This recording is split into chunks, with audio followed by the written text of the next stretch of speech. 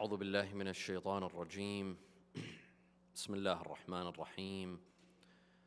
الحمد لله رب العالمين بارئ الخلائق أجمعين باعث الأنبياء والمرسلين، ثم الصلاة والسلام على خير خلقه العبد المؤيد والرسول المسدد حبيب إله العالمين أبي القاسم المصطفى محمد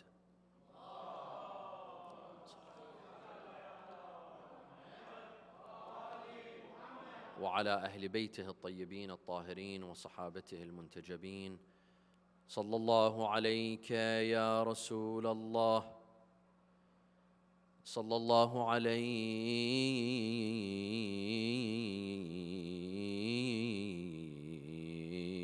يا سيدي ويا مولاي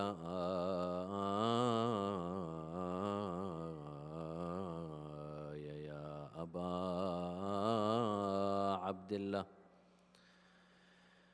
يا رحمة الله الواسعة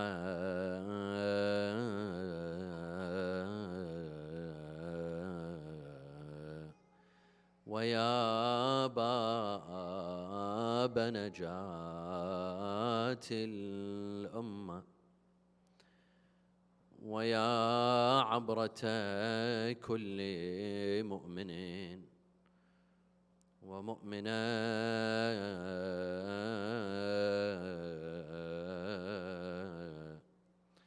يا ليتنا كنا معكم سادتي فنفوز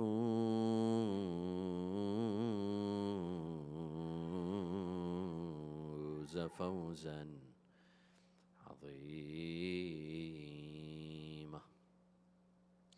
أعوذ بالله من الشيطان الرجيم. بسم الله الرحمن الرحيم. إن الله لا يغير ما بقوم حتى يغيروا ما بأنفسهم. صلوا على محمد وآل محمد.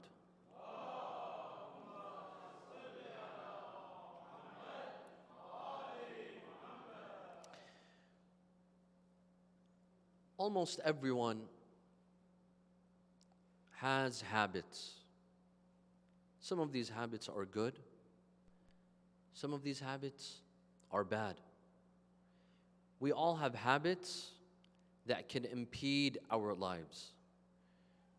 They stand in front of us as obstacles in the face of success. You see a person who has all the potentials of becoming a successful person. He's smart. She's intelligent. They come from a good background. They have supportive parents. They have a supportive community. They got a good education. But this person is not successful. This person tries their best to gain success in their business, in school, in education, but they keep on failing. One reason for that, of course, failure has a lot of reasons, as does success. One reason is our habits. Some of our habits, they become an obstacle. They come in our way. They're a roadblock. They impede. Sometimes it could be a simple habit, a very minor habit. For example, having tea in the afternoon or having coffee in the morning. It's a habit. But not having your coffee in the morning, it could ruin your entire day. Not having your afternoon tea can ruin your entire evening. It could be something as small as that, or it could be something much bigger. Habits. They have the influence, they have the ability to ruin our lives. As good habits have the ability to make us successful. So which type of habits do we have? Which type of habits do we need to get rid of?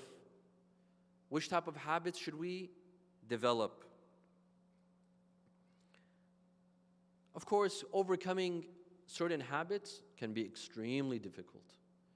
You need a strong sense of will, a strong sense of determination in order to get rid of a bad habit, especially habits that we've had for many years, maybe since we were teenagers, and now that we're older. That's why they say bad habits die hard.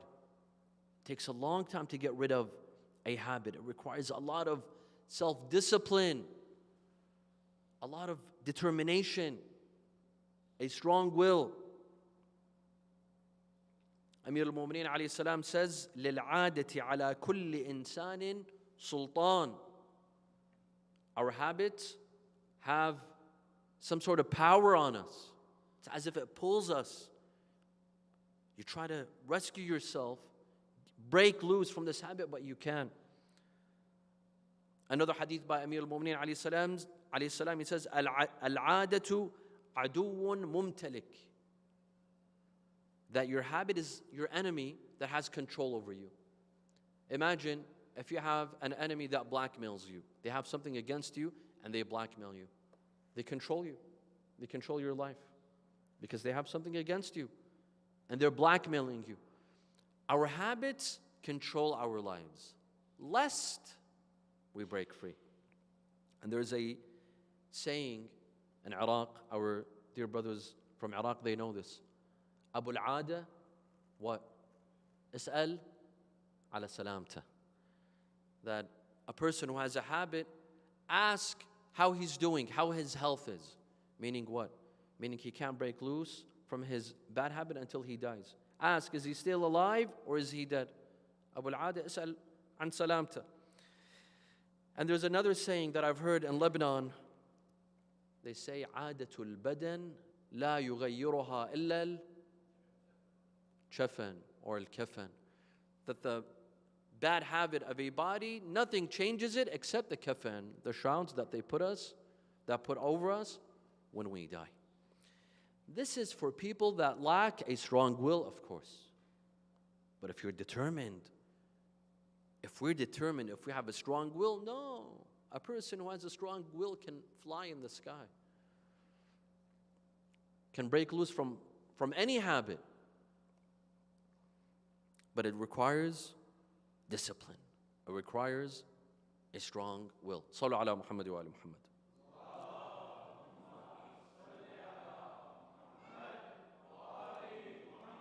Hence, my dear friends, there is an emphasis on starting with children, on teaching our children when they're young, when they're small.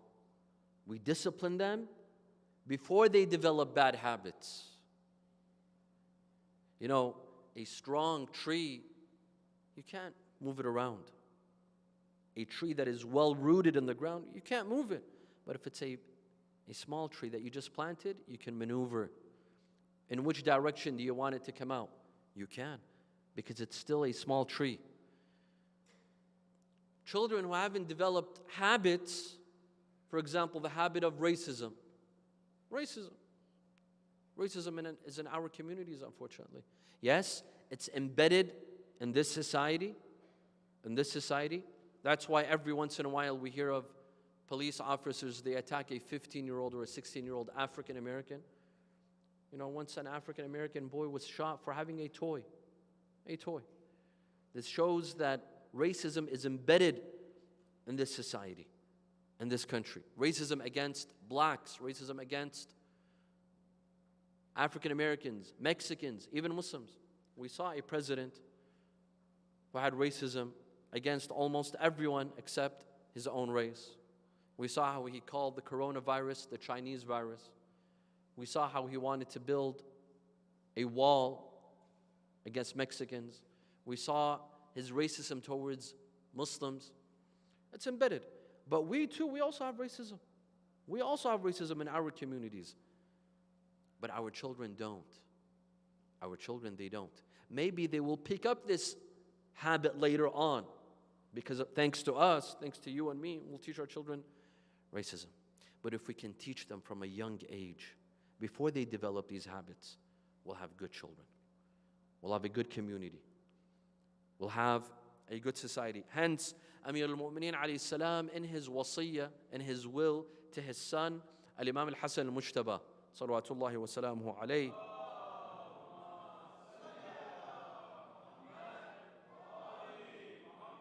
he says, وإنما قلب الحدث كالأرض الخالية ما ألقي فيها من شيء قبلت. That the heart of a youth is like a barren land, an empty land. Any seed that you drop, it will turn into a tree.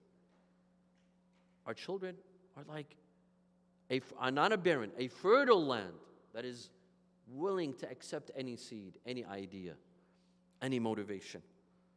فبادرتك بالأدب قبل أن يقسو قلبك ويشتغل لبك. So I came to discipline you before your heart changes. It becomes hard. As long as your heart is soft, I'm disciplining you. And here's the importance of disciplining our children before they develop bad habits. Like, there's another very important point now that we're talking about habits. This is a very important point. And this ties in to psychology as well. And our imams, they taught us a lot about psychology. Imam al-Hasan, alayhi salam, he says, العادات قاهرات فمن اعتاد شيئا في سره وخلوته فضحه في علانيته وعند الملأ. You know, our secret habits, we all have habits. We all have habits. Men, women, youth, elderly. Whether you're from Pakistan or Iraq or Afghanistan or Iran or Kuwait, we all have habits. The secret habits expose us in public. If we have a habit that we do in secret, once in a while, it comes out and we get exposed. We're exposed. Imam al-Mu'mineen alayhi salam says, لِسَانُكَ يَسْتَدْعِيكَ مَا عَوَّدْتَهُ. Your tongue, you know, when it has a bad habit, for example, profanity. Those who always use profanity, they say bad words, whether in English or any other language. If you are used to saying bad words in private, you will most likely slip and say a bad word in public. It happens. لِسَانُكَ يَسْتَدْعِيكَ مَا عَوَّدْتَهُ. Your tongue will slip and bring out what habit you gave, even in secret. وَنَفْسُكَ تَقْتَضِيكَ مَا أَلِفْتَهُ. Cursing. I remember in 2014, Pope Francis, can you imagine? Pope Francis, in a lecture, and he was speaking in Italian. He said the equivalent of a very bad word in English, of a very bad word. It was a slip of a tongue. Of course, he didn't mean to use profanity. At the end of the day, he's the Pope. But this shows that if you are used to saying profanity, this is a habit. Yeah, there's a lot of our youth. They use profanity at school, at home, some of them in front of their parents. And this is one of the problems of modern music, especially rap and R&B. It teaches children to use profanity. This is only one of the problems of music today. The problem of profanity. And you get desensitized because you're used to hearing profanity in music. It becomes normal, desensitized. Also gossiping. If you are used to gossiping in private, you will most likely slip and gossip in public. If you are used to staring, for example, you stare at the opposite gender in private, you will most likely do it also and slip in public. This is very, very dangerous. Our hidden habits, they tend to expose us out in public from time to time, and hence we have to be very careful. Another point, my dear friends, is that the Ahlulbayt, they teach us that if we wish to reach high stages of spirituality, ad-darajat, stages of spirituality, we have to free ourselves from habits, any habit, especially bad habits. Amir al-Mu'mineen alayhi salam says, غَيْرُ مُدْرِكِ الدَّرَكَاتِ مَنْ أَطَاعَ الْعَادَاتِ. He who obeys his habits will not reach high stages. High stages of what? Money and business? Popularity? No, spirituality. غير مدرك الدرجات. الدرجات الروحانية. Steps to reach Allah Azza wa Jal, he who obeys their habits. Let me give you an example. Oversleeping. A person that oversleeps all the time. Can this person wake up for Salat al-Fajr? No. It becomes a bad habit. It becomes a bad habit. You know, some youth, they tell me, Sayyid, I find it so difficult to wake up for Salat al-Fajr. I told them, okay. What time is Salat al-Fajr? 6 a.m. What time do you go to sleep? He says, Maulana, I sleep at 3 a.m. Obviously, if you're sleeping at 3 a.m., you're not going to be able to wake up for Salat al-Fajr. This is a bad habit. Let alone Salat al-Layl. Let alone Salat. Some say, we can't pray Salat al-Layl. It's too difficult. I have to wake up. I told him, what time do you sleep? It's 3:30 a.m. What are you doing till 3:30 a.m.? Unless you're spending that time. See, this is a message to the youth. Staying up is discouraged. Is discouraged in Islam. Staying up and sleeping in is discouraged. Unless in three things. Number one, worship. Salat al-Layl. Dua. Quran, munajat. This is one. Two, seeking knowledge. Seeking knowledge. If you're reading a book, if there's a discussion. And number three, intimacy, and that's another topic. Otherwise, staying up is discouraged. This is a bad habit. It refrains us from reaching high stages. Amir al-Mu'mineen says, بِغَلَبَةِ الْعَادَاتِ الْوُصُولِ إِلَىٰ أَشْرَفِ الْمَقَامَاتِ. By overcoming our habits, we can reach high stages. Not just bad habits, any habit. Something that overcomes you, even if it's not a bad habit. Drinking coffee in the morning, it's not bad. But if you can overcome this habit and overcome the nafs, by disciplining the nafs, we can reach high stages. And that's why there's ulama of sayr and suluk. The scholars that are righteous, that follow true irfan, not fake irfan. This is their path. They overcome their habits. Even if it's a normal habit. By disciplining the nafs, doors of spirituality will open for us. Levels of spirituality will open for us. As long as we go against the nafs. Your nafs comes and tells you, come into the mosque, the nafs says, sit on the chair. You say, no, I'll sit on the ground. Your nafs says, today, have a cheesecake. You say, no, I won't. Your nafs says, sleep on a comfortable bed. You say, no, I'm going to sleep on a normal bed. Overcoming the nafs, that will open doors of spirituality. Doors of spirituality. Our eyes will be open to things that we were not able to see before. This nafs, my dear friends, Amir al-Mu'mineen says, وَإِنَّمَا هِيَ نَفْسِي أَرُوضُهَا بِالتَّقْوَى. It is my nafs that I make sure it's exercised towards piety. Towards piety. Our nafs is like a beast, my dear brothers and sisters. وَأَعْدَى عَدُوِّكَ نَفْسُكَ الَّتِي بَيْنَ جَنْبَيْكَ. Amir al-Mu'mineen, Rasulullah sallallahu alayhi wa sallam, everyone knows this story. Everyone knows this story. Rasulullah sallallahu alayhi wa sallam saw a group of companions coming from a battle. What did he say? لَقَدْ رَجَعْتُم مِّنَ الْجِهَادِ الْأَصْغَرِ فَعَلَيْكُمْ بِالْجِهَادِ الْأَكْبَرِ. You have come back from the minor jihad. Now you have to prepare yourself for the major jihad. فقالوا له يا رسول الله وما الجهاد الأكبر؟ قال مجاهد النفس. The greater jihad is this nafs. Overcoming this nafs. That's the greater jihad.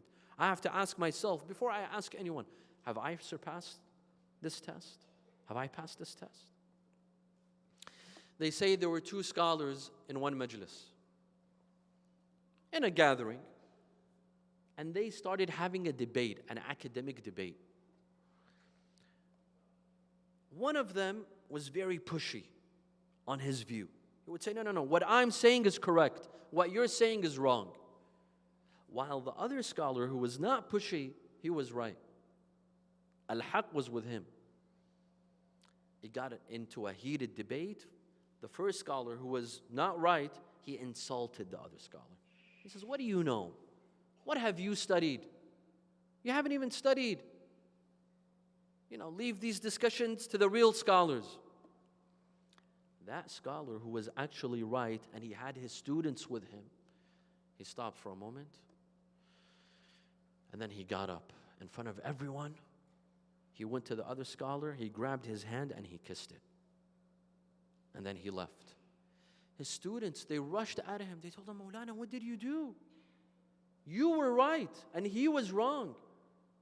And he insulted you. Why did you grab his hand and kiss it? He said, you know why? Because my nafs said, he insulted you, now insult him back. Return the insult. I saw that this nafs requires taming. It requires a punishment. How will I crush my nafs, my ego? I needed to crush it. So I got up and I kissed his hand to punish my ego, so that my ego will never again tell me to do something like this. This is jihad al-nafs. Can I do this? I don't know. Can we all do this? Sallu ala Muhammad wa ala Muhammad.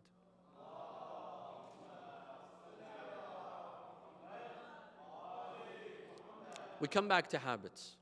The hadith tell us that overcoming habits, bad habits, is great. It's the best form of worship. You have a bad habit, any habit that is bad, that is affecting you spiritually.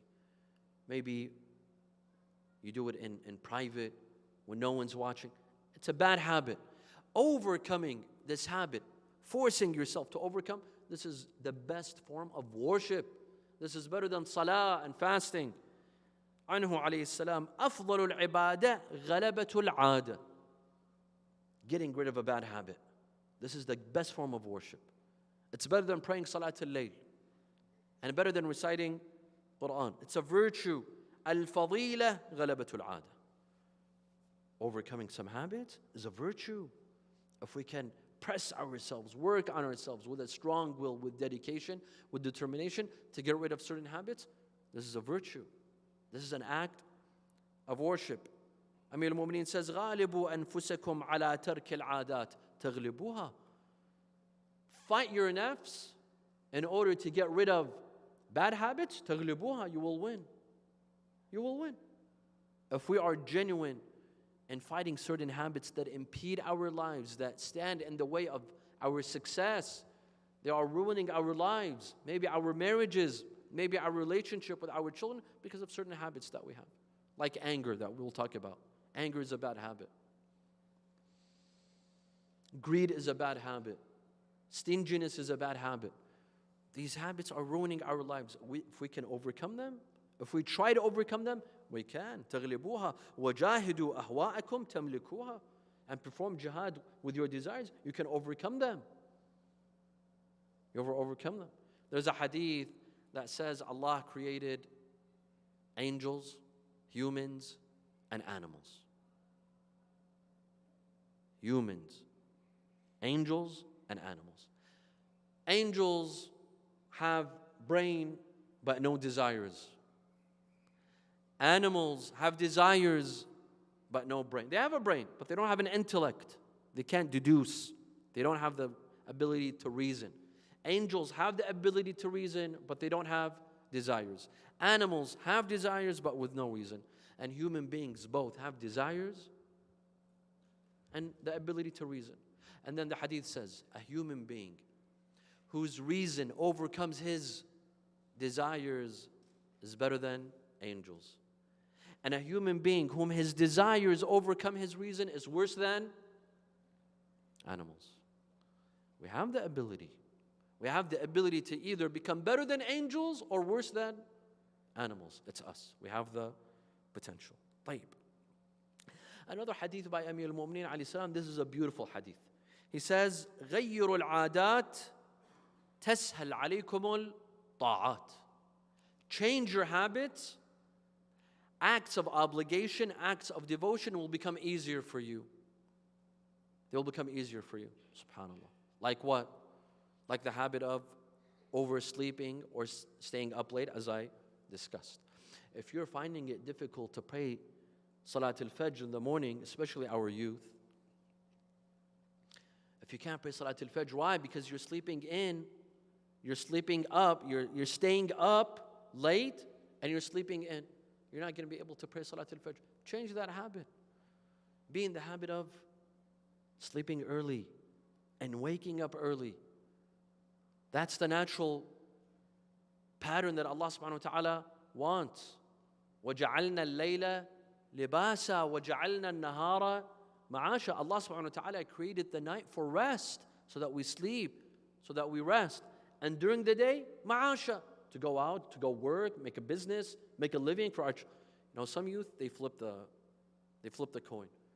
They stay up all night and they sleep all day. And then they complain, I can't find a job, I can't study. Of course, change the pattern. You have to change the pattern. So this is one. Two, for example, when it comes to fasting, some people find fasting difficult. Why? Because of certain habits. Caffeine, coffee. I hear from a lot of people that I don't mind not drinking water, not eating, but the most difficult part about Ramadan is coffee in the morning. If that is impeding you, if that is stopping you from fasting, change that habit. Change that habit. You can give up drinking coffee in the morning. Or tea. For some people, it's not coffee, it's tea. Or maybe smoking. For some people, fasting is very difficult because they smoke, because of the habit of smoking. Give up the habit of smoking. Believe me, your life will change. Your life will change. This is a brotherly advice for all the brothers or sisters maybe, I don't know. You never know nowadays. That smoke. Your life will completely change. You will have a better life. Your fasting, your life, your relationship with your children, your family member, your health, your heart, your lungs, your brain, it will all change. This is a habit. I'm not telling you that it is haram. No, it might not be haram, but it's a bad habit that can affect and impede your life. This is one explanation. غَيِّرُوا الْعَادَاتِ تَسْهَلُ عَلَيْكُمْ الطَّاعَاتِ. This is one explanation. That if we get rid of some habits, acts of devotion, acts of obligation will become easier.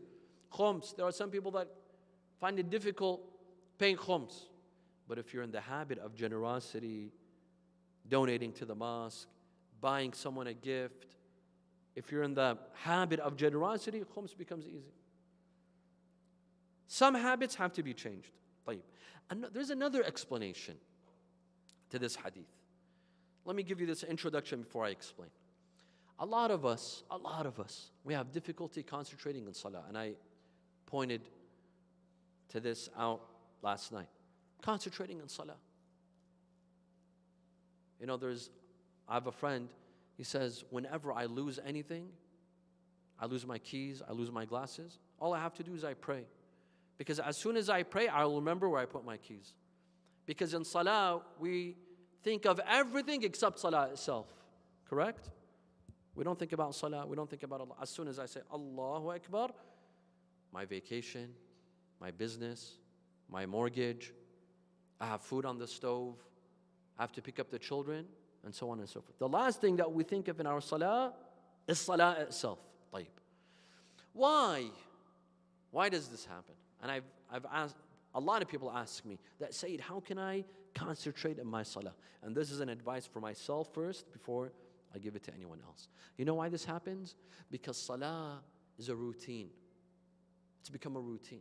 And whenever anything becomes a routine, you don't pay attention to it. When you brush your teeth, are you paying attention? No. When you drive to work, are you paying attention? You're not paying attention. You're on autopilot. Your mind is on autopilot. You sit in the car, you turn on the steering, you turn on the car, and you drive to your work. You're on autopilot. You're not paying attention. Because it's a routine. It's something that you do every day. I heard from a doctor, from a surgeon. He says that even us doctors, even cardiac surgeons, those who perform heart surgeries, when they stand there working on the patient, they're on autopilot. Because they've done this so many times, it becomes a routine, they're on autopilot. You don't even have to think anymore. You don't have to concentrate because you know exactly what you're doing. When salah becomes a routine, we lose concentration. Because I've done this so many times. Hence, the importance of niyyah. Hence, our scholars say your niyyah. وَصَلِّي صَلَاةَ الْمَغْرِبِ قُرْبَةً إِلَى اللَّهِ تَعَالَى Allahu Akbar. So that you pay attention. The importance of niyyah. The hadith says, غَيِّرُوا الْعَادَاتِ تَسْهَلْ عَلَيْكُمْ الطَّاعَاتِ. All we have to do is change the routine of our ibadah. For example, most of us, when we pray, what surah do we recite? Surah Al-Ikhlas. Al-Hamd, and then Surah Al-Ikhlas. But if we become like Shaykh, Samahat Shaykh Rahim, and we recite in the first rak'ah, Tabbat yada abi lahabin wa tab. And in the second rak'ah, أَرَأَيْتَ الَّذِي يُكَذِّبُ بِالدِّينِ. Change the pattern. Every day, choose a different surah. And we've all memorized several chapters. Change the routine, change the chapter, and you will find yourself paying attention more to the salah. And dua, رَبَّنَا آتِنَا فِي الدُّنْيَا حَسَنَةً وَفِي الْآخِرَةِ حَسَنَةً. No, there's so many du'as. Change the dua. رَبِّ اغْفِرْ لِي وَلِوَالِدَيَّ وَارْحَمْهُمَا كَمَا رَبِّيَانِي صَغِيرًا رَبِّ اجْعَلْنِي مُقِيمَ الصَّلَاةِ وَمِنْ ذُرِّيَّتِي رَبَّنَا وَتَقَبَّلْ دُعَاء وَقُلْ رَبِّي زِدْنِي عِلْمًا. Change the pattern of your salah, of your dua, of the chapter. Pray in a different place. If you pray in the same exact place every day, change, switch. Go from room to room in the hall. If you can pray jama'ah with your family, that's beautiful. How beautiful is it if a family prays jama'ah at home? The husband, the wife, the children, they all pray together. A family that prays together, stick together. That is a happy family. They will grow together spiritually. صلوا على محمد وآل محمد.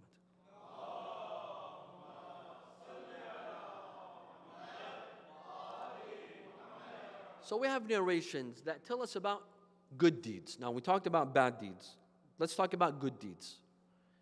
Good habits, We talked about bad habits. Let's talk about good habits. There are some good habits that we should develop according to hadith. Not all habits are bad habits. There are habits that are good. For example, Amir al-Mu'mineen alayhi salam says, عَوِّدْ نَفْسَكَ الْجَمِيلِ. Be in the habit of doing good. Don't say no to anyone. For example, you speak English, and there's members in the community that don't speak English. They're filing out papers, maybe for their green card, for their citizenship, for welfare, for medical. You can help. Don't say no. There are elders, for example, in the community that want to come to the majlis, but they don't drive. Or they can't drive on the freeway. Or at night they can't see, they can't drive. They're on their way. You're on their way. Pick them up, bring them to the majlis.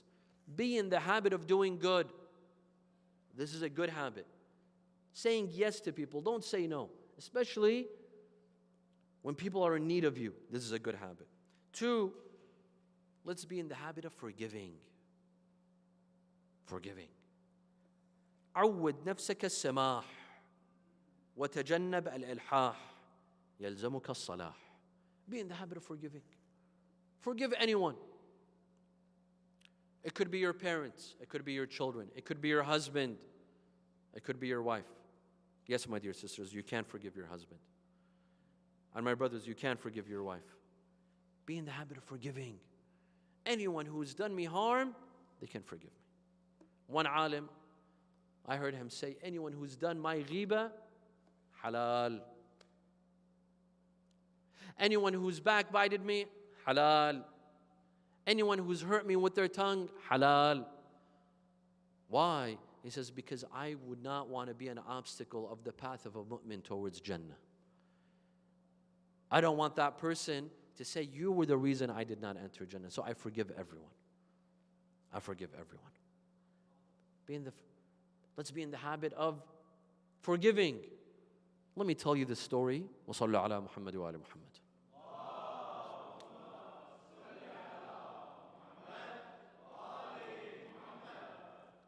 Sayyid Abu al-Hasan al-Isfahani. This is a great scholar. The top marja of his time. Now we have a Sayyid al-Sistani, hafadhahullah. Before him it was a Sayyid al-Khoi. Before him it was a Sayyid al-Hakim. As-Sayyid al-Burujurdi in Qom, and before him, As-Sayyid Abu al-Hasan al-Asfahani. We have some elders in the taqleed of As-Sayyid al-Asfahani. Sayyid Abu al-Hasan al-Asfahani, when the Sayyid is praying, everyone is praying, he came behind the Sayyid's son, eldest son, his first son. He grabbed a knife and he slit his throat. And he killed him. And he killed him. And his father is standing right in front of him. The Sayyid turned around after Salah and he saw his eldest son dead. And another version of the story says that he didn't just slit his throat, he cut his head off. He cut his head off and he left it and he ran away. Imagine, you're a father, your eldest son is murdered in front of your own eyes, and you can't do anything about it. The murderer ran away. The murderer escaped. That night, Sayyid Abu al-Hasan al-Asfahani was in his house with his wife and children. They were grieving. They were mourning the loss of their eldest son. They came, they knocked the door, they told him, Sayyidina, we found the murderer. The murderer, we've caught him. And if you want, we will kill him right now. And he's a sheikh from the Hawza, but he's mentally deranged. If you want, we will kill him right now. Do you know what the Sayyid said? He said in Farsi, I don't know who speaks Farsi. In Farsi, he said, تحمل ندارم در یک روز دو تا فرزند از دست بدهم. I do not have the ability to lose two sons in one day. I can't. I've already lost one son. I cannot lose another son. This was at Sayyid Abu al-Hasan al-Asfahani. Can you imagine? Forgiving the murder of your own son. Forgiving the murder of your own son. So if I have an example like this, I can't forgive my neighbor or my cousin or my nephew or my wife or husband or children. عود نفسك السماح. Another hadith. عود نفسك الاستهتار بالذكر والاستغفار. Be in the habit of the remembrance of Allah. Always remembering Allah. Your tongue. واجعل لساني بذكرك لهجا وقلبي بحبك متيما. Imam Ali in Dua Kumail, he says, oh Allah, get my tongue always in the habit of your remembrance. Always in the habit of your remembrance. You're going to the gym, you're in the car, you're at work, you're at business, you're at school, but your tongue is moving in the remembrance of Allah. Another hadith, عود لسانك لين الكلام وبذل السلام. Be in the habit of being soft-spoken, being kind to people, saying to people good. وَقُولُوا لِلنَّاسِ حُسْنًا وَبَذْلِ السَّلَامِ. Be in the habit of being the first to say salam. There are some people, they never say salam. They only wait for others to say salam to them. No. Let's be in the habit of saying salam to others. The hadith says, be in the habit of being a good listener. عود إذنك حسن الاستماع. You know, we're all good speakers. We're in the habit of speaking. We're good at speaking. But are we good at listening? Most of us are not. The Imam says, عود نفسك حسن الاستماع. Be in the habit of being a good listener. Some people, they have something to say. They want someone to listen, especially our parents. Especially our parents. And I have to say this. You know, when our parents become old, a lot of us, we run away. I'm busy with my wife, with my children. We're busy, but we never make time for our parents. If we're so busy with what? With work? Let one of our work be our parents. My poor father, my poor mother. You know, sometimes our parents, they want our company not to talk, but to listen. They have things to say, especially our mothers. They have something to say. If we learn the habit of listening, opening your ears, having good ears, and listening properly. And then the Imam says, وَلَا تَصْغِ إِلَى مَا لَا يَزِيدْ فِي صَلَاحِكَ اسْتِمَاعُهُ. However, don't listen to the things that hurt you. There are some things that when we listen to them, instead of elevating us spiritually, they bring us down spiritually, like gossip and ghiba. Who doesn't listen to ghiba? We all enjoy listening to ghiba, unfortunately. The Imam says, listen to that which helps your heart, not ruins your heart. فَإِنَّ ذَلِكَ يُصْدِئُ الْقُلُوبِ وَيُوجِبُ الْمَذَامِ. Something that benefits you, not something that harms you. Music, ghiba, lying, accusations, gossip, that is to be avoided. Listen to that which benefits, admonishment, something that benefits us. طيب. There are also bad habits that the Imams told us to refrain from. One of those habits is being nosy. بئس العادة الفضول. Amir al-Mu'minin alayhi salam says, بئس العادة الفضول. To be nosy. So who got married? Who got divorced? Who is cheating on who? Who had children? Who can't have children? Who got married? Who isn't getting married and is having difficulty getting married? What are you, the FBI? Give people a break. There are some people, when they interrogate you as if they work for the FBI. Calm down. Concentrate on your life. You don't need to worry about other people's lives. You don't need to be nosy about other people's lives. There are some people, they stalk others. They follow up with people's news. If not in person, on social media. They go on your accounts on social media to see where did you go, at which restaurant did you eat, where did you go on a trip, on a journey, you and your wife and your children. بئس العادة الفضول. Being nosy about people's lives, this is a bad habit. We have to concentrate on our own lives. And number 2, anger. Anger is a very, very dangerous habit. لا تسرعن إلى الغضب فيتسلط عليك بالعادة. Don't be quick to become angry. Otherwise, it will become a habit. And indeed, anger can ruin our lives. I've seen so many marriages that were ruined because of anger. The husband was angry, or the wife was angry. At the slightest argument, at the slightest conflict, they say harsh words, a harsh word from here, a harsh word from there, and before you know it, they're getting a divorce. It will ruin your relationship with your children. It will ruin your relationship with your friends. Anger is a very bad habit that we can overcome. We can overcome. The hadith tell us, they give us directions of how to overcome anger. One hadith says, if you're angry and you're standing, sit. And if you're angry and you're sitting, stand. Or go perform wudu. Go do something else. Keep yourself busy. Don't speak when you're angry. Because when you're angry and you speak, you'll most likely say something that you will regret. طيب.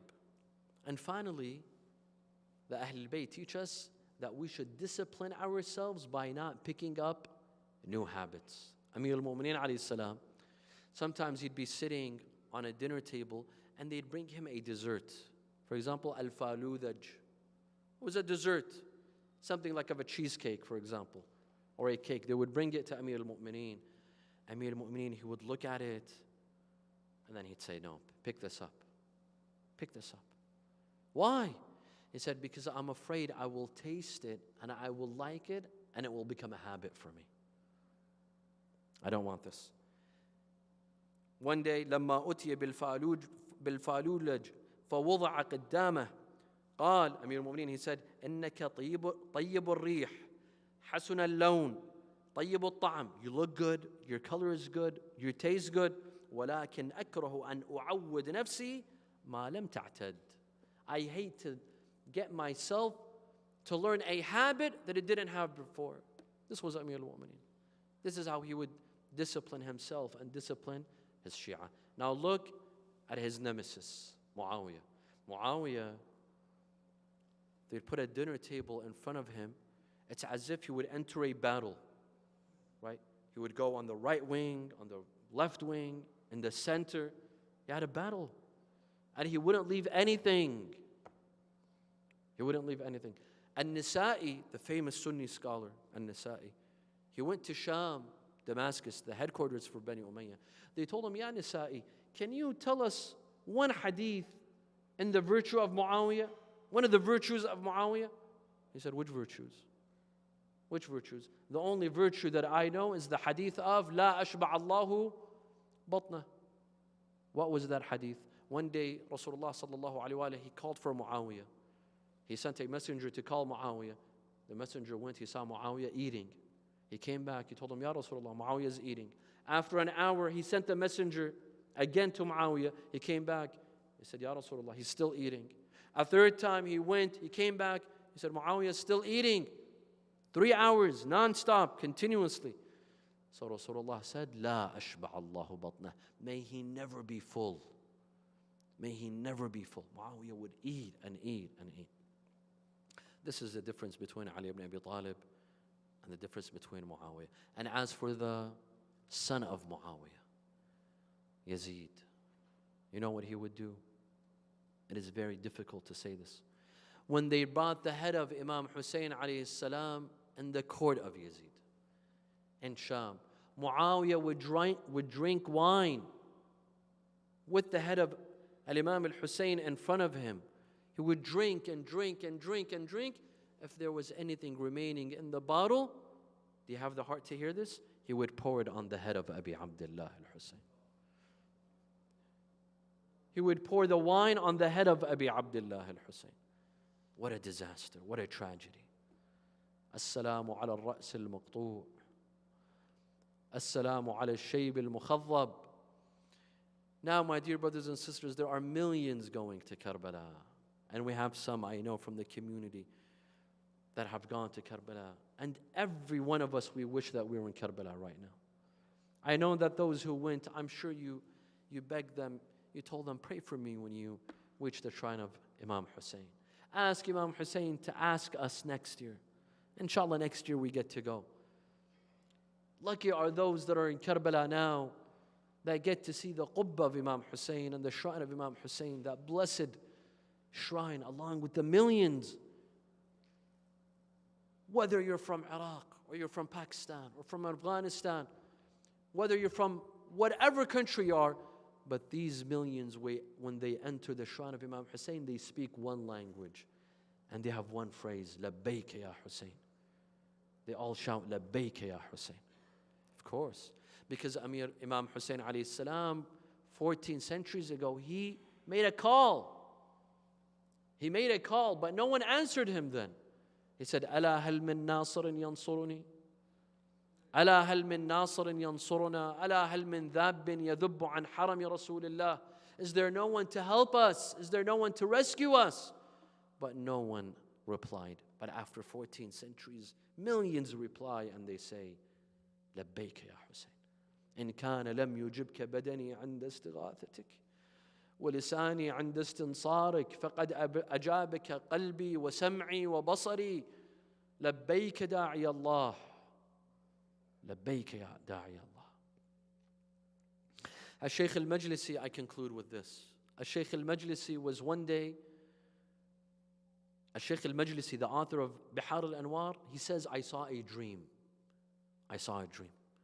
I was sitting on a mimbar and I was reciting a majlis, and there's thousands of people sitting underneath my mimbar listening. He said, all of a sudden I saw some commotion. People, they got up and they started welcoming someone. Someone entered the majlis, but I did not know who. He said, a messenger came and he said, Fatima al-Zahra has entered this majlis. Ya Shaykh, Fatima al-Zahra has entered this majlis and she has a request. What is the request? She requests that when you finish the majlis, recite Musibat al-Wada', the tragedy of the farewell. He said, but I do not know this tragedy. I don't know how to recite this tragedy. He said, Our Lady Fatima, she insists that you recite Musibat al-Wada'. He said, okay, I will recite Musibat al-Wada' in honor of Fatima al-Zahra. What was Musibat al-Wada'? When Imam Hussein alayhi salam, after the infant Abdullah was killed and martyred, he put on his turban, his shield, he came to the camp, to the women and children, and he started saying, Ya Zainab wa ya Kulthum ويا رقية ويا سكينة ويا رباب عليكن مني السلام فهذا آخر الاجتماع. Zainab, Kulthum, Ruqayya, Sukayna, Rabab, I am going. and this is our last farewell, and the next time we meet will be in heaven. They all gathered around Imam Hussein. One of them grabs him by his hand, another grabs him by his feet. إلى أين يا حمانا على من تكلنا? Where are you going, our protector? Who will protect us after you? Imam Hussein then said, من ذا يقدم لي جوادي? Who will bring my horse to me? His sister Zainab, she brought his horse and she brought it to the Imam, and she said, أي أخت تقدم لأخيها فرس المنية? Which sister brings the horse of death to her brother? Imam Hussein got on his horse, about to enter the battlefield. His daughter Sukaina, she saw him, she told him, my father, there's something I want to tell you. Do you remember when Hamid ibn Muslim, when Muslim ibn Aqil, his news of his death reached you, you started crying, you started wailing, and you called his daughter Hamida, you put her on your lap, and you told her, Bunayya ana abuki wa banati akhawatuki. My daughter, now I am your father, and my daughters are your sisters. Do you remember that? Do you remember when Hamida told you, Amma tu'amiluni mu'amalat al-yatama? My uncle, you are treating me like an orphan. Do you remember when you seated her on your lap and you brushed her head? He said, yes, I remember. She said, Abatah, in an hour from now, who will seat me on his lap? Who will brush my head? سيطول بعدي يا سكينة فاعلمي منك البكاء إذا الحمام دهاني دهاني لا تحرقي قلبي بدمعك حسرة ما دام مني الروح في جثماني جثماني. Imam Hussein alayhi salam got back on his horse and he's about to enter the battlefield. This is Musibat al-Wada'. We've reached Musibat al-Wada'.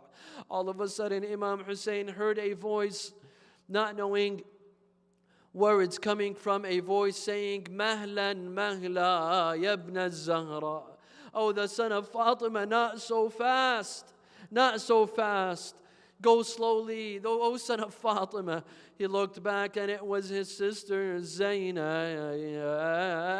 She told him, Akhi Aba Abdullah, qifli hani'a wanzil min ala dhahri jawadik.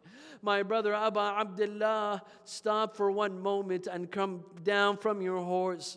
Akhi Aba Abdullah, this is the final time. I promise I will not stall you. I will not stop you. I just have to deliver a message.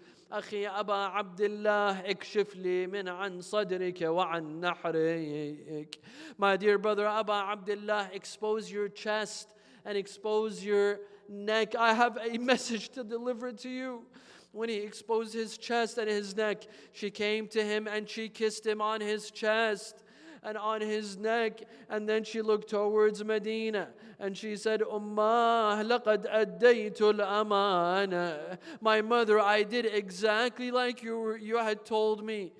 He said, Ukhayya Zainab, taksarina qalbi. What are you doing? What is this? She told him, my brother, when it was the last day of my mother's life, she told me one day will come, you will see your brother all alone and lonely. Kiss him on his chest and kiss him on his neck and tell him this is from your mother Fatima. Al-Allam al-Majlisi was on the minbar. A man come to him. He said, Ya Shaykh, stop reading. Fatima al-Zahra has fainted in the majlis. خويا أنا بعيني لباري لك عيالك أنا بروحي لسجت لك أطفالك والمايات لا يرضى بدالك نروح كل احنا فدالك. بالأمس كانوا معي واليوم قد رحلوا، وخلفوا في سويد القلب نيرانا. نذر علي لئن عادوا وإن رجعوا لأزرعن طريق الطف ريحانا. نسألك اللهم وندعوك باسمك العلي الأعظم الأعز الأجل الأكرم يا الله. اللهم لا تدع لنا ذنبا إلا غفرته، ولا هما إلا فرجته، ولا عيبا إلا سترته، ولا خوفا إلا آمنته، ولا رزقا إلا بسطته، ولا شملا إلا جمعته، ولا مرضا إلا شفيته، ولا غائبا إلا حفظته وأدنيته، ولا حاجة من حوائج الدنيا والآخرة لك فيها رضا ولنا فيها صلاح إلا قضيتها ويسرتها يا أرحم الراحمين. ولأرواح المؤمنين والمؤمنات والعلماء والشهداء نقرأ سورة الفاتحة مع الصلوات.